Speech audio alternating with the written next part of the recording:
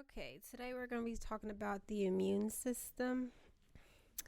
The immune system is an interconnected network of cells, tissues, and organs that work together to fight and defend the body of invading pathogens, talking about like viruses, bacteria, and fungi. These things attack our bodies every single day and they try to make our bodies their new home. The immune system pretty much helps us from prevent us from dying. The job of the immune system involves communication, killing the enemies, fighting infections. They can cause inflammation. They produce antibodies, and they also produce memory cells to remember the bacteria that infected the body, as well as they activate other helper cells to help fight off the infection.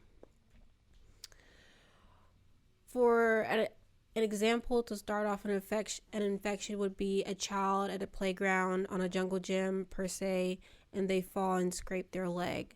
The skin, which is the first line of defense, is broken, and then a nearby bacteria rush to the site of entry. These bacteria would be considered opportunistic bacteria. They make use of the body's resources and begin to replicate their numbers, which can double within 20 minutes. At first, the body doesn't recognize that the body is being infected by a pathogen, but once the bacteria reaches a certain number, they start to change the environment and cause damage as well. The macrophages are the first ones to respond to the infection. Their jobs involve communication, activating other cells. They also cause inflammation, but their main job is to kill the pathogens. They're also known as guard cells because they guard every border region in the body, and they're also really big. They can be as big as 21 micrometers long. Most of the time, they can kill an intruder by themselves by swallowing the bacteria and trapping them inside a membrane, where they then use an enzyme to break down the bacteria and kill them. This process can cause inflammation, which can be noticed as swelling from the infection site. Once the macrophages become tired, they send a messenger protein to call for the neutrophils. They call the neutrophils for help. Usually the neutrophils patrol the blood, but once they are called, they are strong and furious fighters, and they can sometimes kill healthy cells in the process of killing the bacteria. The neutrophils generate barriers that also trap and kill the invading bacteria, and to prevent them from causing too much damage, they are programmed to initiate cell death after about 5 days. Otherwise, they would pretty much destroy everything.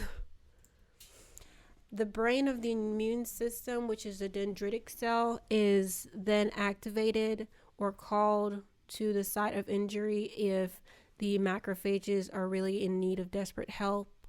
They collect samples from the enemy bacteria, rip them in pieces, and then present them along their outer layer. The dendritic cells then travel to the lymph nodes, where helper T cells are waiting to be activated. The cells in a lymph node go through a tedious and hard training process where only a few select cells make it out, and each of these cells have a specific structure. The dendritic cells find a helper T cell that matches with it. It then activates the helper T cell and it begins to replicate. Some of the memory T cells travel to the site of infections, and then other ones travel to the lymph node to activate B cells.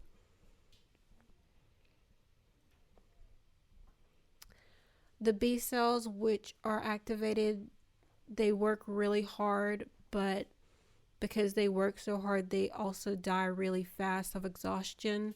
The T cells can sometimes help stimulate the B cells from dying so quickly, but the B cells produce antibodies that bind, which are proteins that bind to the surface of the intruders. There are many different types of antibodies, which include IgA, IgG, IgE, and IgM antibodies.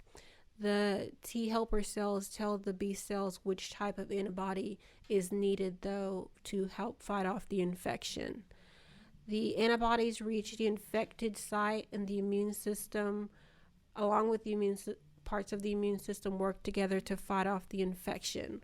Once the defeated cells die, the remaining cells pretty much die off, but memory cells remain and are ready to fight off an infection that they encounter again.